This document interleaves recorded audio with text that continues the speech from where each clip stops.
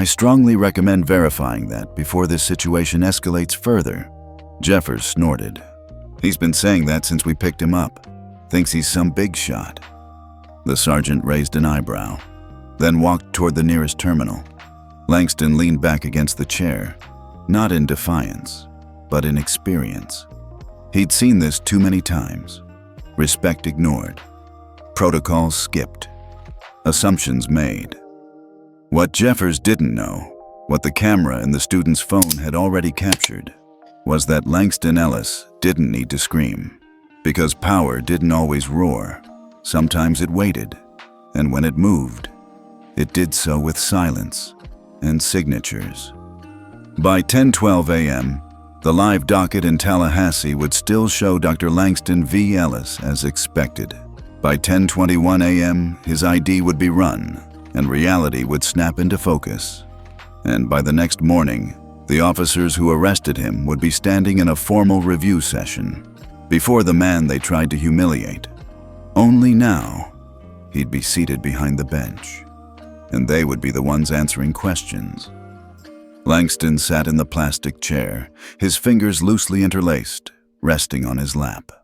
The cuffs were gone now, but the red indentations wrapped his wrists like silent warnings, evidence that something irreversible had already occurred, even if no one wanted to say it out loud. The room was cold, not from temperature, but from tone. No one said much. No one asked anything useful. It had been an hour. No one had run his ID. No one had checked his credentials. No one had offered him water or even a look of basic decency. He glanced toward the large wall clock. 9:58 a.m. The council hearing in Tallahassee was starting in 2 minutes.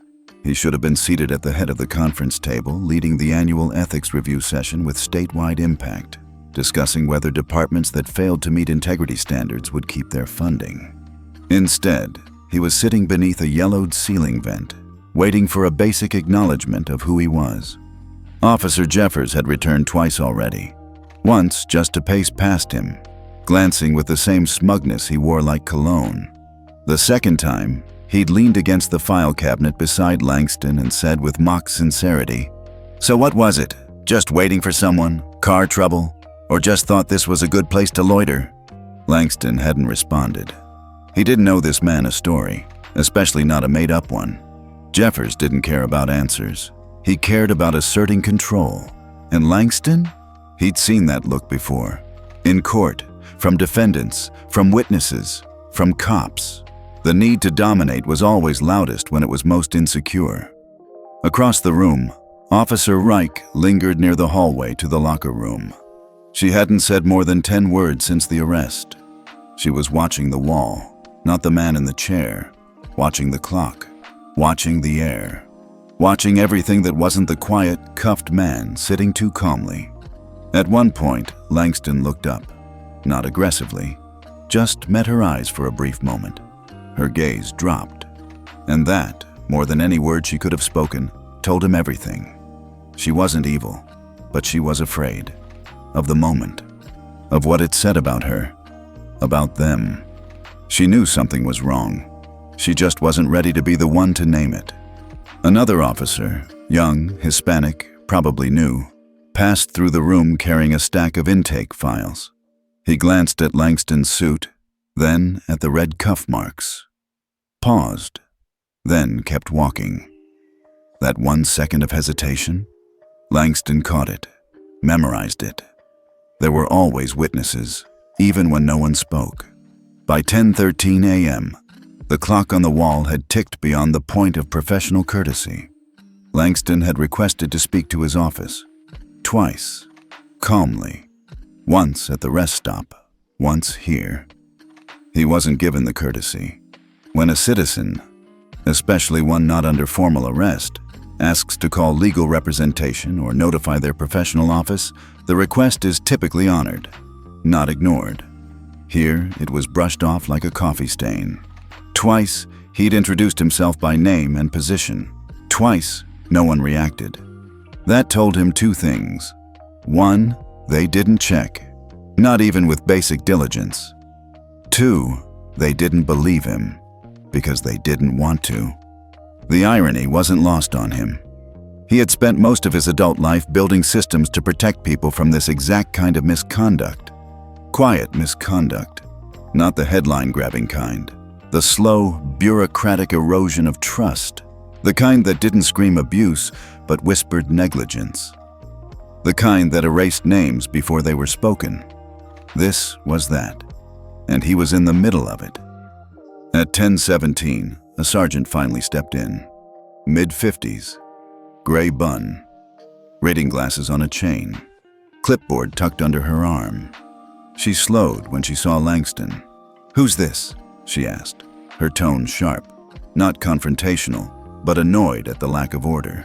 Jeffers, who had been pretending to type at the far desk, called out, "Obstruction, suspicious match. He wasn't complying at the scene." "Name?" the sergeant asked. Langston answered himself. "Dr. Langston V. Ellis," he said clearly. "Chief Judicial Oversight and Chair of the Statewide Ethics Review Council." There was a shift in the air. Reich looked over.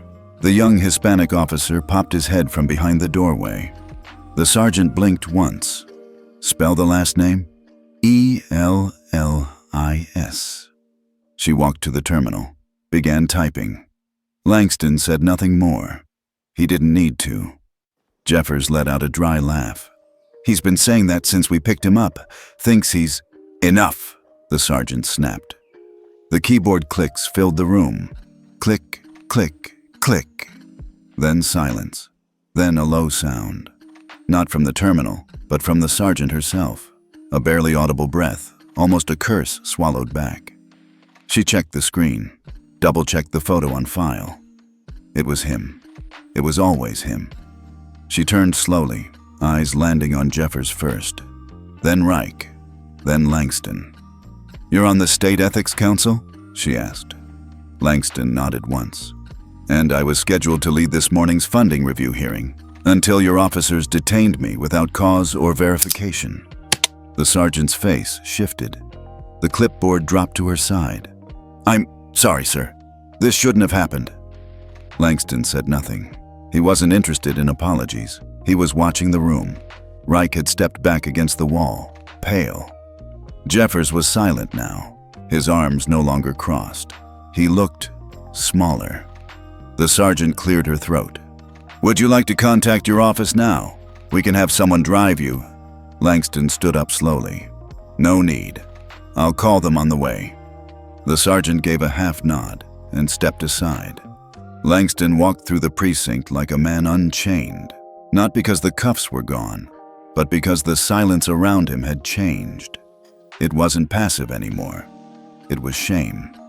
And shame echoes. He passed the young Hispanic officer. The man looked down at his papers quickly. Past Reich. Her jaw clenched. Still no words. Past Jeffers, who wouldn't meet his eyes. And then out the door. Back into sunlight. Back into power. But never back to before. By 11:08 a.m., Dr. Langston V. Ellis was walking into the council building in downtown Tallahassee, his leather folio once again under his arm. The same suit, the same steps. But everything had changed. By nightfall, the video would cross 1.2 million views. By morning, the ethics hearing wouldn't just be about 2 officers, it would be about an entire system. And the man who would lead that conversation was no longer sitting in a plastic chair, waiting to be heard. He was standing at the podium, deciding who still deserved to be there. Langston Ellis walked through the front doors of the council building just before noon. No security badge, no assistant escort, no announcement. He didn't need any of that today. The glass doors whispered shut behind him as the temperature changed from blistering Florida humidity to chilled, state-funded air conditioning. The marble lobby, usually busy with interns shuffling papers, board members waving hellos, was unusually still. Word had gotten around. Not the full story. Not yet. But enough of it. And judging by the way people paused mid-conversation, lowered their voices, or suddenly remembered they had emails to check when they saw him, Langston knew the whispers had already reached the top floors. "Dr. Ellis," said the receptionist, standing up a little too quickly behind the polished oak desk. "Good afternoon, Melanie," Langston said, walking past with the calmness of someone who knew he didn't need to raise his voice to be heard. Melanie's voice dropped as she picked up the desk phone. "He's here," she whispered to someone. Langston didn't turn around. He didn't have to. By the time he reached the third floor, the energy had changed again. Not fear, not yet, but caution. Controlled tension. People who used to greet him with casual waves now offered tight nods. Interns who once asked for mentoring advice now busied themselves with suddenly urgent hallway folders. Langston understood. Nobody wanted to be the one who spoke out of turn. Not today. The video was already spreading. It had been posted to TikTok by a college student who had stopped at the same rest stop just to grab a granola bar and ended up recording history on her iPhone. The caption read, "Can't believe this happened. He didn't even resist. He just stood there, WTH." And it showed everything. The demand to exit the vehicle, the cuffs, the smirk, the silence, the man in the suit who didn't flinch. Langston reached his office at the end of the West Wing. The nameplate on the door read, Dr. Langston V. Ellis, Chief Ethics Chair, State Judicial Oversight Division. He paused for a second, not for effect, just to breathe, then opened the door. "Sir, Dr. Ellis, I'm so sorry," blurted Tina, his executive assistant, standing abruptly from behind her desk. Her voice cracked slightly, the words colliding with each other in a rush of guilt and panic. I just found out this morning, and then the video started spreading and people were texting and..." She stopped, realizing none of it mattered. Langston just gave a small nod. "It's fine, Tina." She exhaled like someone who'd been holding her breath since 9 a.m. "I rescheduled your 10 a.m. with the governor's liaison, and there's a call waiting from the Attorney General's office. They said it's urgent, but respectful." "Respectful," Langston repeated with a faint smile. "That's new." Tina opened her mouth to say something more, maybe an apology, maybe an explanation, but Langston had already stepped into his inner office. The door clicked shut behind him. He took a moment to look around. Everything was exactly how he left it. The half-finished espresso, the yellow legal pad with notes about departmental audits, the printout of internal complaints against the State Troopers Division, 3 of which, ironically, involved misuse of arrest power at rural stops. He sat down slowly, pulled up his tablet, paused, then pressed play. The video again. He needed to watch it, not as a victim, but as a decision maker, a systems man. What he saw was worse than he remembered. Not because the physical force was extreme, it wasn't, but because the neglect of process was so casual, so easy. It wasn't rage, it was routine. And that chilled him more. By 12:34 p.m., his inbox had jumped to 87 unread messages.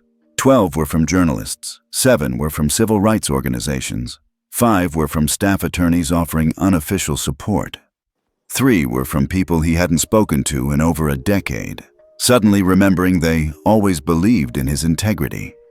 Langston closed the email app, clicked open his calendar instead. At 4 p.m. tomorrow, he was scheduled to preside over the internal disciplinary hearing of 2 Florida Highway Patrol officers, both accused of procedural misconduct during traffic enforcement. The same 2 officers who had cuffed him without checking ID, Officer Jeffers, Officer Reich. Neither of them knew, when they walked him into that precinct, that they were handcuffing the very man who would later determine their employment future. But now, they would, and the world would be watching. At 1:06 p.m., there was a soft knock. Langston didn't look up. "Come in." The door creaked open and in stepped David Carraway, Deputy Chair of Judicial Operations. Late 50s, white, carefully balding, always smelling faintly of mint tea and corporate worry. "Langston," he began, setting his leather folder down like it might explode. "I just wanted to say, first and foremost, That what happened to you was appalling, absolutely unacceptable, and we are, personally and professionally, horrified. Langston raised an eyebrow. Personally and professionally? Caraway flushed slightly. Yes, well, of course. I mean, your reputation, your record, this should never have happened. We're already speaking with internal affairs. We can postpone the hearing if you feel there's a conflict of interest. Langston's reply was immediate. There is no conflict. Caraway blinked. I beg your pardon? Langston folded his hands. I don't recuse myself because something is uncomfortable, especially not when I am the one who is subjected to the discomfort. But surely, Langston leaned back. David, what they did to me, they've done to countless others. The only difference is this time, the system arrested the wrong man. A beat of silence. Or maybe, he added, the right one. Caraway looked like he was trying to decide whether to nod or run. Langston continued. The hearing will proceed, as scheduled, and I will be fair, as I always am. There was nothing else to say. Caraway quietly gathered his folder and left the room. Langston stared out his window at the Capitol dome across the street. How many men had sat in this exact chair over the past century? Men who had power but lacked vision. Men who were revered but never tested. Men who passed laws but never faced cuffs. He didn't feel angry. He felt ready. The system had made a mistake. But it had also made an opportunity. And Langston Ellis was going to use it. Not to get even, but to get justice. For himself. For the ones who never got a hearing. And for every voice that had ever been silenced at a rest stop.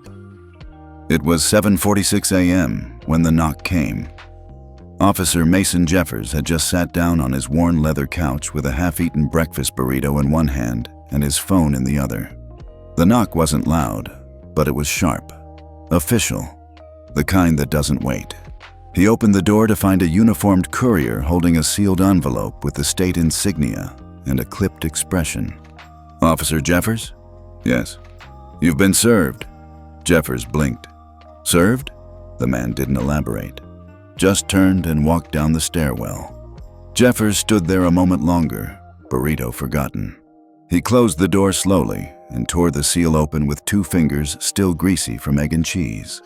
The first words jumped out. Notice of Internal Misconduct Review hearing. You are hereby requested to appear before the State Judicial Oversight Division on the matter of procedural breach and possible abuse of authority. He didn't need to finish reading. His stomach dropped. 6 miles across town, Officer Todd Reich received the same envelope. But unlike Jeffers, he wasn't at home. He was already in uniform, sipping bad coffee in the locker room of their precinct when the front desk called his name over the intercom. When he returned and opened the letter, Reich cursed under his breath. Seriously? Over that traffic stop? Another officer raised an eyebrow. What traffic stop? Reich hesitated. Some guy at a rest stop yesterday. Matched a description, wouldn't show ID. We processed him. Took like 20 minutes. No big deal. But it was a big deal now. And neither of them knew why. What's this even about? Jeffers asked later that day, slumped at a diner booth across from Reich. The notice was now folded 3 times, edges smudged with anxious fingers. Reich stirred his coffee like it might reveal answers at the bottom. It's vague, he said. Says procedural breach. Probably one of those watchdog groups filed a complaint. Jeffers snorted. From a TikTok video? Are we really doing this now? You saw the video? Yeah, it popped up last night. I didn't even recognize him at first. A beat of silence passed between them. You think we overstepped? Jeffers looked out the window. We followed protocol. Sort of. Reich didn't respond. Because deep down, he knew they didn't. They'd made assumptions. They hadn't checked ID until after the cuffs. They hadn't let the man speak. He was quiet, calm, dressed sharp, maybe too sharp. But he was also black, alone, and standing next to a black SUV with tinted windows in a rest stop parking lot. In their minds, that had been enough. The day of the hearing came fast, too fast. They arrived early, walking side by side through the polished halls of the State Judicial Oversight Building. Their shoes echoed on the tile. Neither spoke. Outside the hearing room, a small cluster of press waited behind the security line. "How do they even know about this?" Reich muttered under his breath. Jeffers shrugged. "Probably leaked. Maybe the guy's some civil rights attorney. Whatever, we'll handle it. Worst case, slap on the wrist." They stepped through the double doors into the hearing chamber. That's when everything shifted.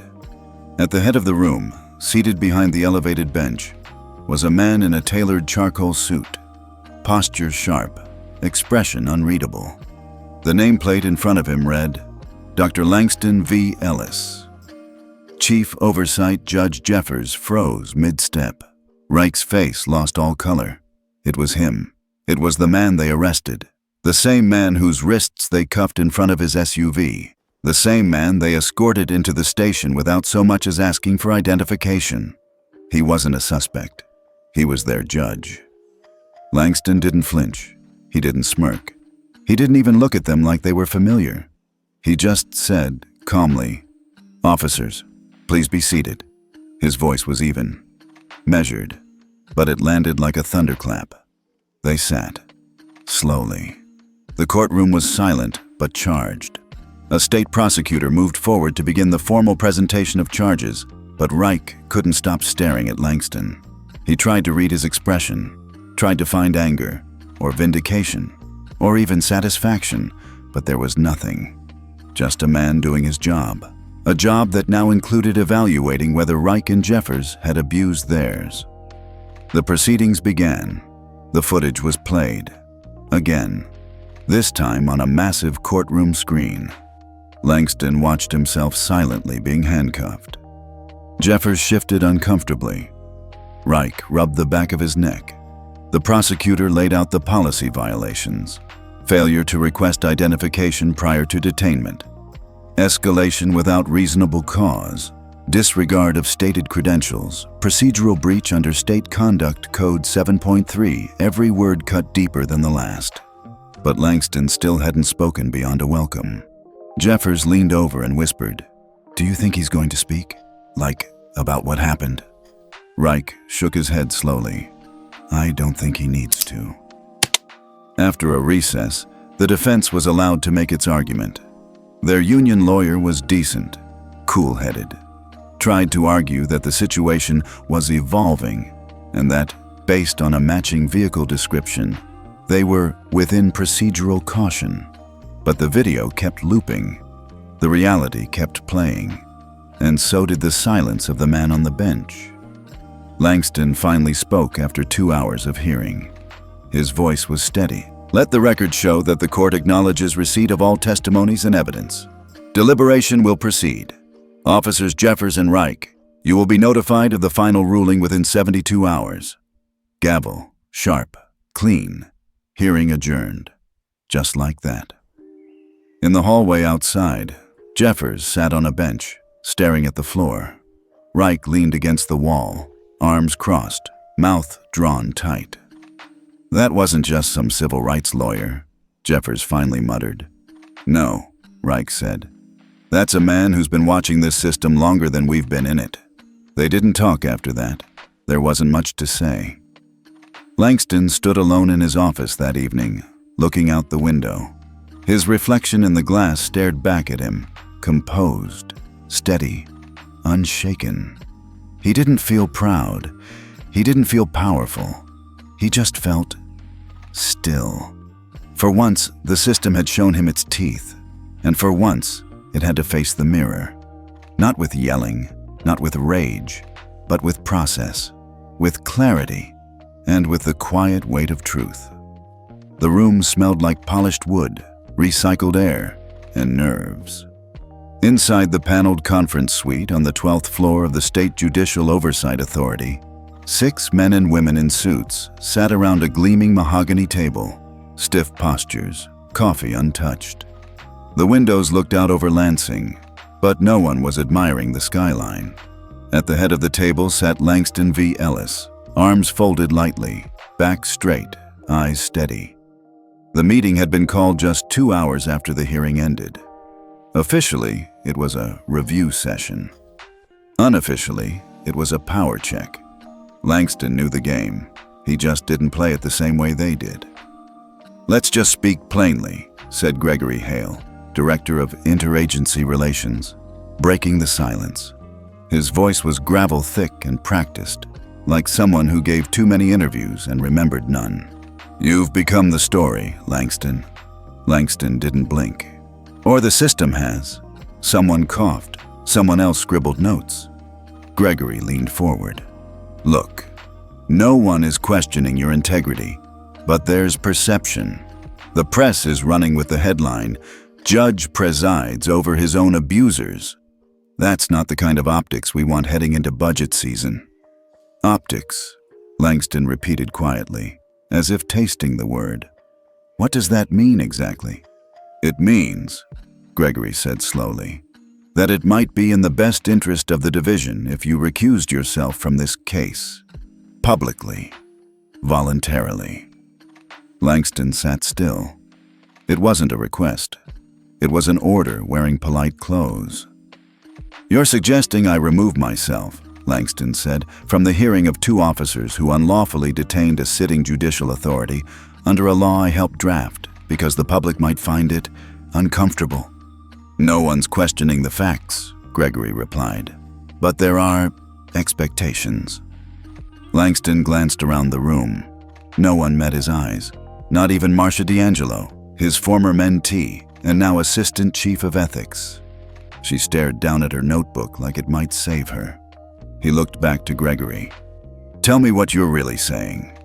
Gregory inhaled through his nose. "What I'm saying, Judge Ellis, is that if this becomes about personal revenge, we risk undermining the credibility of the entire oversight division." Langston's voice didn't rise. It didn't have to. "If that hearing looked like revenge to you, then you don't know me, or you've chosen not to." Marcia finally spoke. Her voice was soft, like someone asking not to be hurt. "Langston, no one wants you silenced. We're just trying to protect the process." He turned to her. "I am the process." Her breath caught. The room was quiet again. When Langston stepped out of the conference suite 20 minutes later, the hallway was empty. He walked slowly, his footsteps echoing like punctuation marks. He passed portraits of former judges, old brass plaques, rows of glass awards. All the faces in the frames were white. All the accolades engraved with the names of men who'd never had to sit across a table and justify their presence after being wronged. In the elevator, he closed his eyes. Just for a moment. Let it wash through him. The weariness, the quiet fury, the weight of the ask. They wanted him to be invisible. Again. That evening, Marcia knocked on his office door. She didn't wait to be invited in. "I shouldn't have stayed quiet," she said. Langston didn't look up from the brief in front of him. "But you did." "I thought I was helping." "No," he said. "You were protecting your proximity to power. That's not the same." Marcia winced. She moved to sit, but paused. "Can I?" Langston gestured vaguely. "Your seat's always been there. You just haven't used it." She sat, folding her hand tightly. "They're afraid." "Of me?" "Of what it means if you stay on this case. That the world might actually believe a judge can be both victim and authority. That the system might finally indict itself." Langston looked at her then. Really looked. "And you?" She swallowed. "I think it's time." He nodded once. A long breath passed between them. "Then let's proceed," he said. The next morning, the headlines were louder. "Judge refuses to recuse in police misconduct case. Langston Ellis, the man holding the mirror up to the system. Justice faces itself." Langston sat in his home office, reading each line like scripture. Not because they flattered him, but because they meant the story had escaped the room they tried to keep it in. Someone was watching, someone cared, and someone, somewhere, was rethinking what a judge was allowed to be. Not neutral, but honest. Not detached, but dignified. That afternoon, Gregory called again. Langston let it go to voicemail. He opened a file marked Recommended Systemic Reforms, Draft 1, and began typing. Mandatory Identity Verification Procedures. Pre-arrest officer bias response audits. Annual oversight by independent civilian boards. Ethics recertification linked to community outcomes. Preemptive suspension, authority for judges in emergency misconduct cases. He didn't know if they'd let him pass it, but he'd write it anyway. He'd write it for the next man pulled over at a rest stop with a PhD in his glove box. He'd write it for the woman who had to prove she was the CEO of her own company at the airport gate. He'd write it for his daughter. As the sun dropped over Lansing, painting the horizon in amber, Langston closed the file. He stood slowly and looked out the window of his office, just like he did after every difficult decision. Only this time, his reflection didn't look tired. It looked resolved. Outside, the world kept spinning. Cars moved like thoughts. Lights blinked on in rows. But inside that office, something had shifted. He wasn't just holding court anymore. He was redefining what justice could look like. And no meeting, no whispered threat, no polished man in a boardroom was going to tell him otherwise. Langston wasn't a man who moved quickly. He moved precisely. So when he sat down that Friday morning with a fresh legal pad, a laptop, and a strong cup of black coffee, it wasn't out of anger. It was out of calculation. The hearing had ended. The press was circling. The department was rattled. But none of that mattered yet, because something didn't sit right. Not with how the two officers, Jeffers and Reich, reacted during the hearing. Not with the calmness of their body language. And definitely not with the fact that they still had their jobs. Langston had seen enough hearings to know what panic looked like. These two, they weren't scared. They were protected. He started digging. At first, all he had was their names and badge numbers. A public database gave him access to basic records, employment start dates, commendations, routine administrative notes, all clean, suspiciously clean. No reprimands in 10 years of service, Langston muttered. That's either sainthood or a cover-up. Then he did something he hadn't done in years. He called in a favor from someone who didn't work in law, but worked with truth. Her name was Lana Brooks. She was a Pulitzer-nominated investigative journalist, known for exposing corruption inside the Michigan Correctional Board. She didn't scare easily, she didn't blink around power, and she never ignored Langston's calls. She picked up on the first ring. "Judge Ellis," she said, voice light but alert. "You usually call after a ruling, not during one. What's going on?" "I'm not calling as a judge," he said. "I'm calling as a man who got arrested for standing near his own car." There was a beat of silence. Then, "I saw the footage. I need your help, Lana. I have 2 officers with suspiciously clean records, despite rumors of misconduct. Complaints that don't exist on file. I think someone's been scrubbing. And you want me to find the dirt. I want you to find the truth. Quietly." She didn't hesitate. "Text me their names. I'll start tonight." By Sunday evening, Lana had already hit gold. She met Langston in the back of an unmarked cafe on the east side. Neutral territory. No cameras, no press. Just bitter coffee and soft jazz playing from a speaker near the ceiling. She slid a flash drive across the table. "No emails," she said. "And don't print anything. Some of these sources are still active." Langston plugged the drive into his laptop, and within seconds, his screen was flooded with PDFs, screenshots, and internal communications. None of them were accessible through public records. "Where'd you get these?" he asked without looking up. She sipped her tea. "Let's just say someone in internal affairs is tired of cleaning up other people's messes." He scanned the documents. Complaint number A47088, filed by a Hispanic driver claiming unlawful search. Complaint March B13-204. Black teenager said he was detained for matching a vague description. Complaint Number C92-119. Elderly man alleges verbal abuse and racial slurs. All complaints filed against either Officer Jeffers or Officer Rice over the past 6 years. All marked closed, no action taken. And one word kept appearing: unsubstantiated. Langston exhaled sharply. How many? At least 9.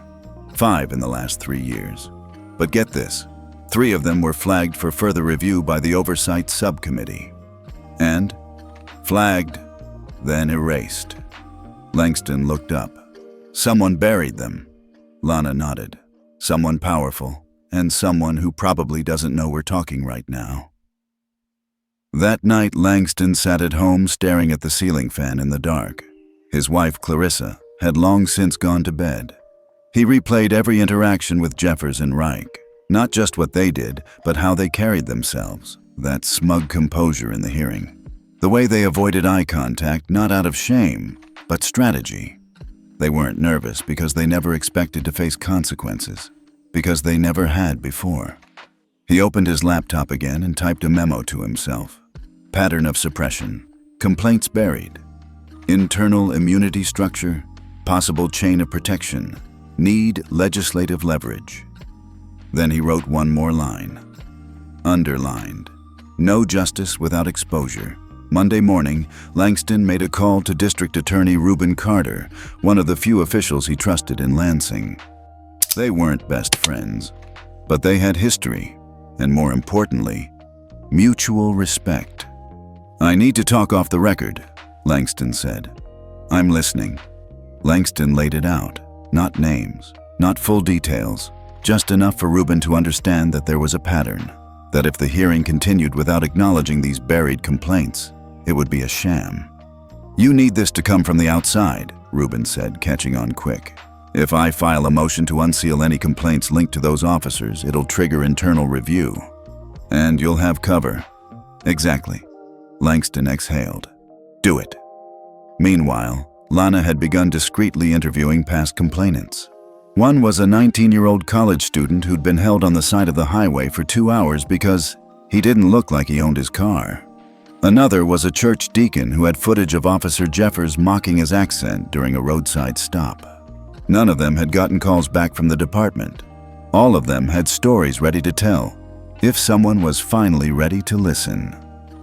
By the end of the week, the state's ethics board had received an anonymous request for a pattern and practice investigation, a legal mechanism rarely triggered, used to determine whether law enforcement engaged in systemic rights violations. The request didn't mention Langston's name, but the timing was unmistakable. Langston knew the battle wasn't in the hearing room anymore. It was out here, in silence, in strategy, and in shadows.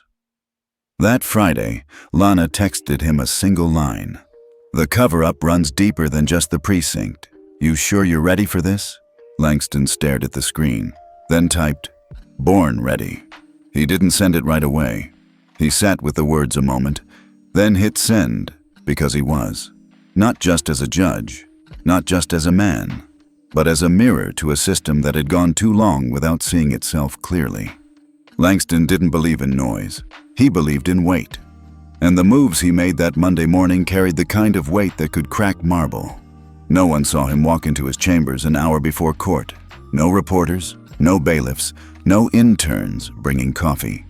Just him and the sealed envelope he carried beneath his coat. Inside was a 23-page dossier, typed, sourced, footnoted, laying out a pattern of suppression, a history of erased misconduct complaints, and internal department emails that showed deliberate concealment of citizen reports. At the top of the first page, it read, "Submitted in accordance with Title 42, U.S. Code FARO 1983, Civil Rights Violations." At the bottom of the last page, a line in bold, "Submitted anonymously in the interest of judicial neutrality and public trust." He slid the envelope into a Department of Justice drop box, 2 blocks from the courthouse. Didn't linger, didn't look around, just dropped it and kept walking, like it was any other Monday. But it wasn't, because that envelope, if taken seriously, would trigger a state-level civil rights probe into the officer's department. Not just the men, the system that let them thrive. By noon, Langston was back in his chambers, his mind already working 10 steps ahead. He buzzed his assistant.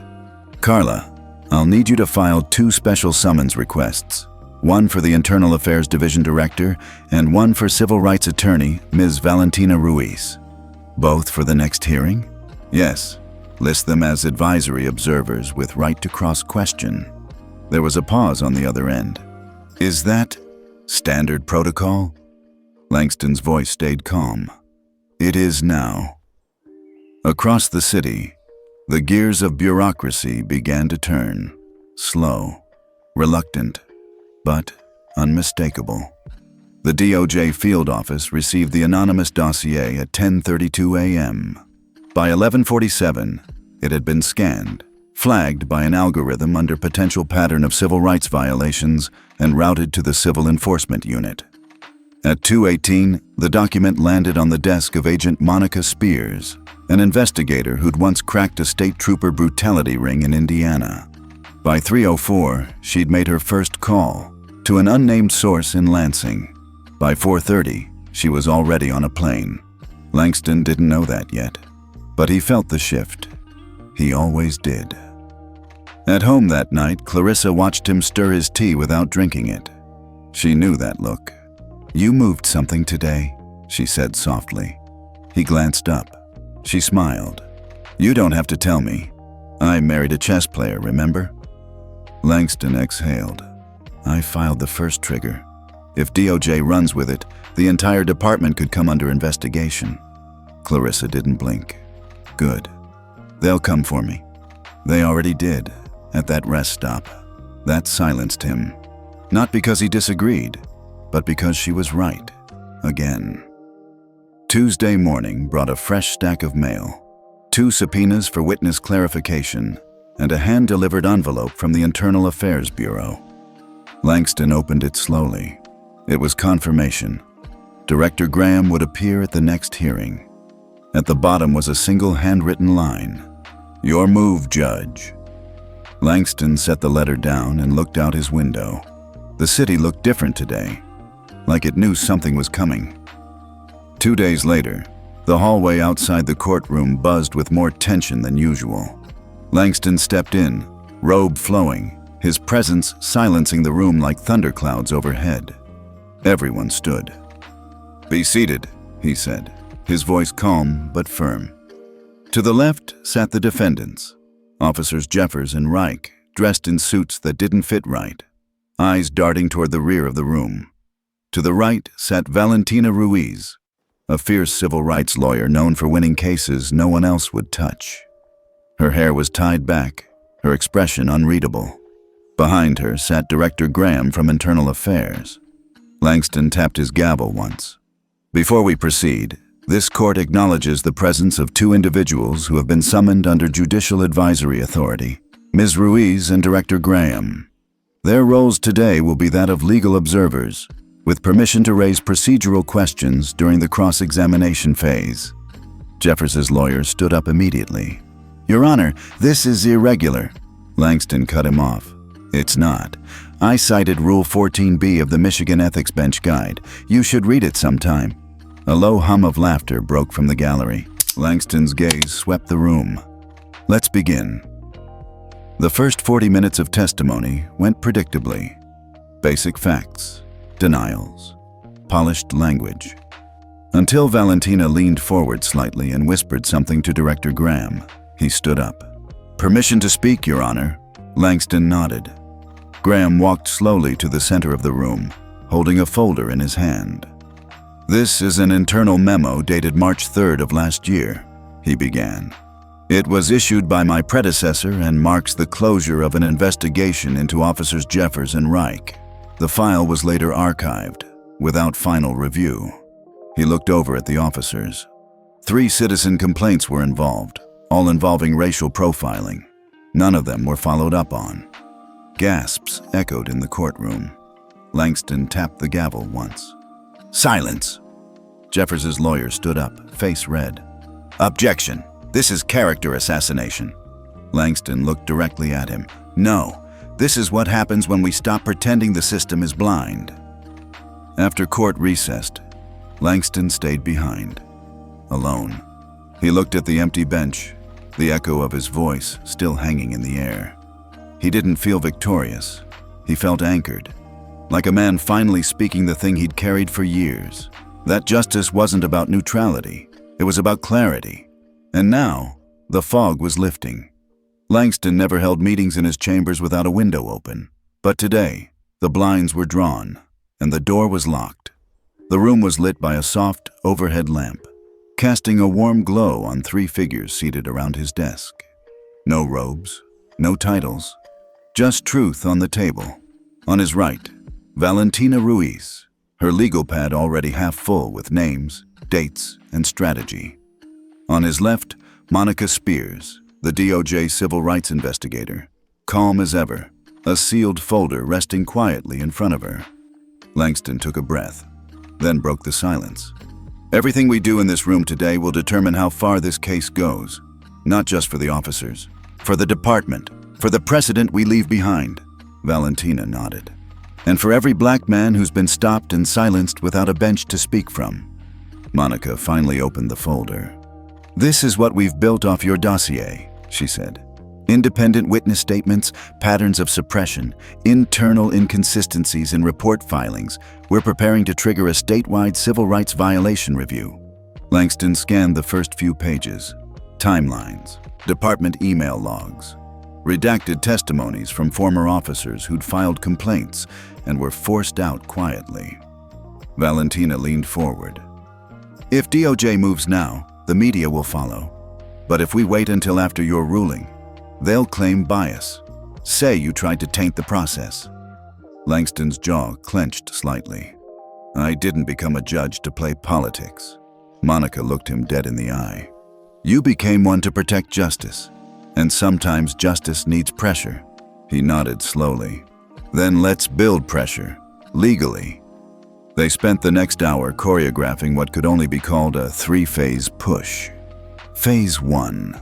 Langston would issue a court-ordered ethics audit request to the Michigan State Board. This wouldn't accuse the department of wrongdoing. It would simply force a formal review of oversight practices, dragging the records into the light. Phase 2. Monica's team at the DOJ would release a public notice confirming that a preliminary civil rights inquiry was underway, without naming sources or targets. That subtle confirmation would signal watchdogs across the country to pay attention. Phase 3. Valentina would quietly gather statements from victims previously silenced, preparing a class action motion to file after Langston's hearing concluded. Langston looked at both women across the table. This isn't just strategy, he said. This is leverage. Monica nodded. And it's yours to pull. Before they left, Monica placed a small envelope on Langston's desk. Anonymous tip came in last night. You'll want to read it. He waited until she and Valentina were gone, then opened it. Inside, a printed screenshot of an internal email chain between 3 senior precinct officers. The subject line, Bree, keeping Ellis in check. One line read, if we can discredit him early, the whole thing falls apart. Langston sat back in his chair. They weren't afraid of the court. They were afraid of him, of what he stood for. And he realized something. This wasn't just about justice anymore. It was about legacy. By Thursday morning, Langston Ellis was trending. Not for his rulings, not for the anonymous DOJ investigation, but for being an activist in robes. That was the headline plastered across 3 right-wing blogs by sunrise. By noon, it was on cable TV. By 3 p.m., Fox 13 Detroit was broadcasting outside the courthouse. A leaked memo, unsigned and unverified, claimed Langston had personal grievances against law enforcement and was politically motivated to dismantle the reputation of the department. None of it was true. But the damage was done. The public didn't wait for facts. They chose sides by reflex. Inside his chambers, Langston watched the news feed on silent. A blonde anchor talked dramatically in front of a graphic that read, "Judge or activist, state under fire. He didn't flinch, but his clerk, Carla, stood frozen by the door. They're asking if you plan to recuse yourself. Langston turned off the monitor. I don't. They say you filed something personal. I didn't. Carla hesitated, then stepped closer. There's a petition going around. Court officers asking for your reassignment. That stung, but Langston didn't show it. Instead, he asked, "Who started it?" She didn't answer. Didn't need to. He already knew. The next day, Langston arrived to find the hallway near his courtroom blocked. Dozens of protesters stood behind metal railings, some with signs that read, "Bias on the bench. We support our officers. Ellis is a threat to justice." And in the middle of them, a man with a megaphone shouted, "We don't need judges with a vendetta. This isn't his soapbox." Langston kept walking. No words, no reaction. But inside, something twisted. Because he'd spent 30 years building trust in this system, and now, one leak, one lie. And the same system questioned his right to sit on the bench. In the judge's lounge, two colleagues avoided eye contact. Another left his coffee half-finished when Langston walked in. Only one voice greeted him, Judge Vera Hamilton. Older, white, blunt. She didn't whisper. "Let them bark," she said. "You do your job." Langston gave a tired smile. "I'm trying." "No, you're carrying fire in your chest and walking through rain. That's more than trying." That afternoon, his phone buzzed with a text. Unknown. Number. Step down before the hearing, or the rest stop footage leaks. Langston stared at the screen.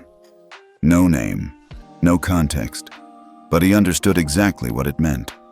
The footage showed him being cuffed, not resisting, not raising his voice, just breathing. But edited right, it could be spun, twisted into something ugly, and that's what they wanted. Fear, retraction, control. That night, Clarissa found him in the garage. He was sitting in the old Buick, engine off, staring at the dashboard. She opened the door, slid into the passenger seat. "They're coming hard now." Langston didn't respond. She reached out, touched his hand. "You think this fight is about you. It's not. It never was." He looked at her, the weariness visible now. "They want me to fold." She shook her head. "They want you to prove them right." He closed his eyes, and for the first time in a long time, he prayed. Not for strength, but for clarity. Friday morning, Langston arrived at court 2 hours early. He walked the halls alone. No clerks, no press. Just the echo of his own footsteps in a building that had started to turn on him. He stepped into the empty courtroom, ran his fingers along the wood of the bench. This wasn't just a seat. It was a stand. And some stands had to be held no matter who tried to shake them. He took a breath and waited for the storm. Courtroom 2B was full by 9:07 a.m., media in the back, uniformed officers lining the sides, every seat taken, every breath held. Langston walked in through the judge's door, robe crisp, eyes steady. He didn't scan the room, didn't look for allies. He simply took his seat, adjusted the mic, and spoke 3 words. "Call your case." The courtroom clerk stood. People vert officers Brent Halder and Joseph McKee, charges of unlawful arrest, excessive use of force, and obstruction. From the defense table, Halder smirked. McKee leaned back, arms crossed like he owned the room. Their attorney, Weston Tillman, stood slowly, dressed like money and smugness had fused into one. "Your Honor," he began, "we contend this case should be dismissed immediately. No probable cause, no verified complaint." Langston lifted a single hand. Calm. "Motion to dismiss is noted. We'll proceed." The prosecution began with body cam footage. Initial stop. No probable cause, no matching description. Langston watched silently as the screen showed a black man, in a suit, calmly asking, "What's the issue, officers?" Then came the command, Turn around." The man complied. No resistance, just confusion and handcuffs. The defense rose next. Weston adjusted his tie like he was preparing for theater. "Ladies and gentlemen, we believe this entire trial has been manipulated by media narrative. These men," he gestured to his clients, "were doing their jobs in a tense environment, on limited information." Then he turned toward the judge's bench. "We also submit into evidence a video that gives context to what happened before the footage shown." He held up a USB drive. Langston nodded. "Submit it." The bailiff plugged in the drive. The video began to play, but this time the man in the suit, Langston, was shown raising his hand slightly, as if agitated. The audio was slightly distorted. His voice sounded louder, almost confrontational. "Why am I being stopped?" the courtroom murmured. Tillman smiled. The trap had been sprung. Langston leaned slightly forward. "Is that the full footage?" "Your Honor," Tillman said, "it's what was obtained via a FOIA request. We believe it demonstrates a lack of cooperation from the suspect, invalidating the excessive force claim." Langston was quiet. Then he reached into the drawer beneath the bench, removed a sealed envelope, cracked the red DOJ seal, handed it to the clerk. "Play the official unedited version." The screen changed. Same angle, but now, full audio, no distortion. Langston, the man in the video, was clearly calm, composed, measured. The hand movement? He was reaching for his wallet, slowly, with both officers watching. And then, the voice of Officer Halder. "Move again, and I'll tase you." Gasps broke in the gallery. The full version ran on for 2 more minutes. No aggression, no escalation, except from the officers. No reason for arrest. Silence. Langston broke it, voice level. "Defense, do you have any objections to the authenticity of this version?" Weston Tillman fumbled. No objections." Langston turned to the jury. "You are to disregard the previously submitted clip. The court finds it to be materially altered and presented in bad faith." He paused, looked directly at Halder, then McKee. Neither of them was smirking now. By noon, the prosecution presented 2 more former officers who testified, anonymously at first, about department-wide instructions to target non-compliant types, code-worded reports, and incentive bonuses for high-profile stops. The defense didn't object. Couldn't. Everything had unraveled. Langston recessed the court at 3:16 p.m. He remained on the bench as the room emptied. The silence was heavier than noise. Carla entered quietly. "They're waiting outside." "Who?" "Everyone." He looked out through the private window. Press, lawyers, protesters, and people who weren't there yesterday. Ordinary people, watching, waiting. Clarissa was waiting at the door when he stepped out. She didn't say anything, just took his hand. A single journalist shouted, "Judge Ellis, do you have any comment on today's revelations?" He stopped walking, turned, face steady, voice calm. "I made no revelation today. I made a ruling." Pause. "And the truth did the rest." He walked on. No security needed, no podium, no mic. But the message rang out anyway. In this courtroom, justice didn't knock. It entered and sat down. By the following Monday, Langston Ellis was no longer trending, but something else was. Protocol Ellis, 3 words, 4 pages, drafted quietly, released without press, and adopted within 72 hours by 3 other state judicial councils. It wasn't a punishment policy. It was a mirror, a framework for reviewing law enforcement actions when judges themselves become victims. Objective standards. No loopholes, no press tours, just quiet accountability. The kind Langston had always believed in. He never gave an interview, not one. Not even when CNN camped outside his front yard. Not even when The Atlantic called him the most consequential judge of the decade. Clarissa handled the noise. Carla filtered the emails. And Langston? He just went to work. Every day. On time. Same old car, same corner coffee. But things weren't the same. On Wednesday, a clerk from Georgia emailed him privately. My judge pulled his name off the Halder Defense Fund after what you did. Just thought you should know. Friday, a young public defender from Texas wrote, We quoted you, not your words, but your silence. It changed the tone of the hearing. Sunday, an old colleague, retired, sent this. Langston, we used to think justice had a sound. You proved it has a posture.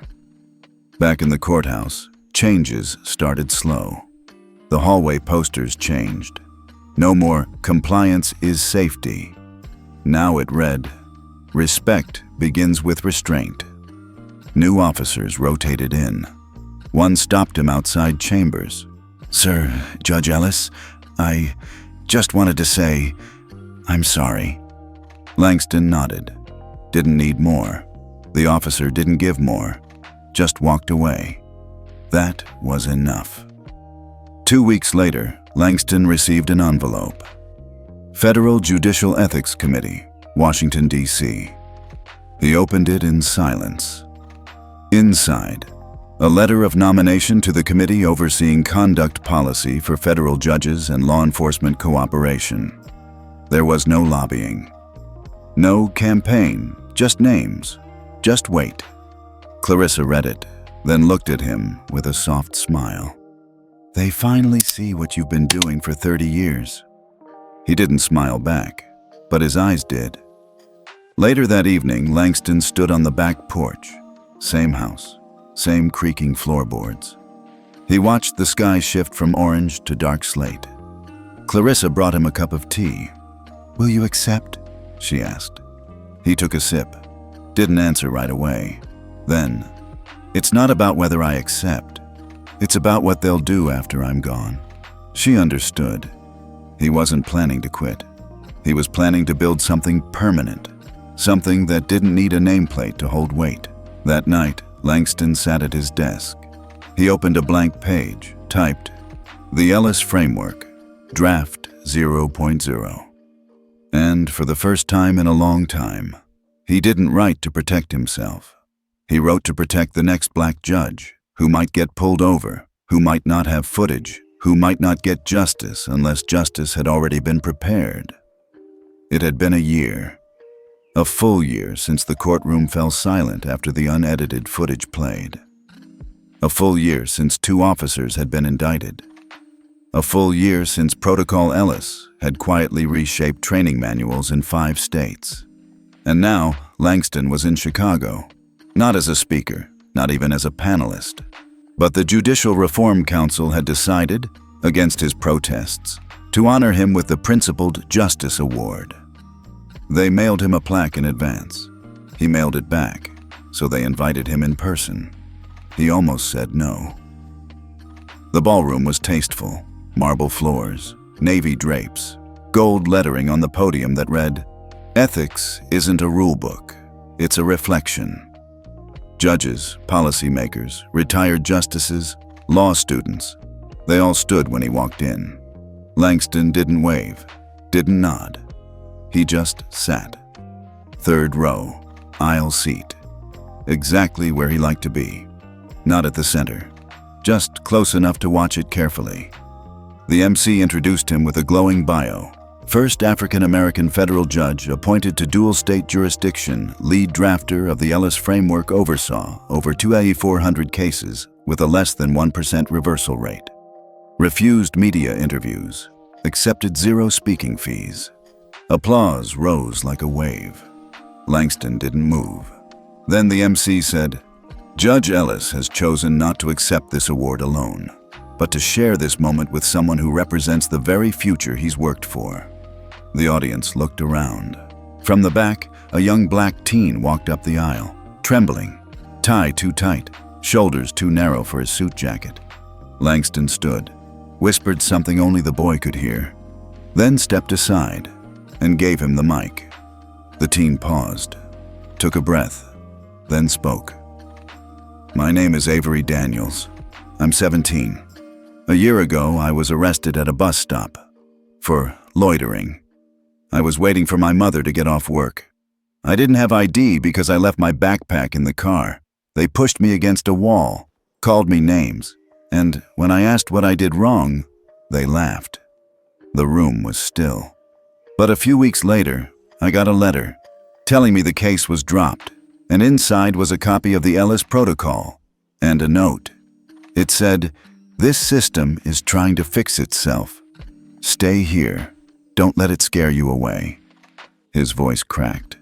He wiped his eyes. I don't know who sent it, but Judge Ellis said it wasn't about who. It was about what comes next. And I guess what comes next is me. Applause. Not loud, not explosive, just honest. Langston sat down slowly, shoulders square. Clarissa reached over and touched his hand. Across the room, Carla recorded every word on her phone, not for media, but to play for her son someday. And at the back of the ballroom, near the catering tables, a woman in scrubs wept quietly into a napkin. Avery's mother. She'd worked 13-hour shifts for years, never missed a rent payment, never had time to march or make signs. But tonight, in a room of suits and titles, her son was the one standing at the mic. And not because someone gave him the floor, because someone made space for him to rise. As the ceremony ended, people rushed forward. Some wanted photos, others just wanted to say thank you. Langston didn't linger. He nodded politely, walked out the side entrance, and stepped into the evening air. It was cool, windy. Chicago in late fall. Clarissa walked beside him. "You gave him something real tonight?" Langston shook his head. "No, he already had it. I just made sure nobody got in the way this time." They reached the car. Clarissa paused. "You ever think about retiring?" He looked out toward the skyline, then smiled, rare and quiet. "One day, but not until there's no more reason for a 17-year-old to need a copy of that protocol." He opened the door, sat down, didn't drive off just yet. He stared at the courthouse dome in the distance, and in the rear-view mirror, he didn't see a man who'd won something. He saw a system that had finally started to listen. If this story moved you, share it with someone who still believes power only wears a badge. Let's remind them it can also wear a robe and say nothing at all. Sometimes justice doesn't need a gavel. It just needs someone to stand still while the world rushes to judge them. And sometimes, the most powerful act is simply making room for someone else to speak. Tell us where you're watching from, and let us know. Have you ever seen someone stand firm without raising their voice and still move mountains? Because sometimes, in the silence, you can still hear God move.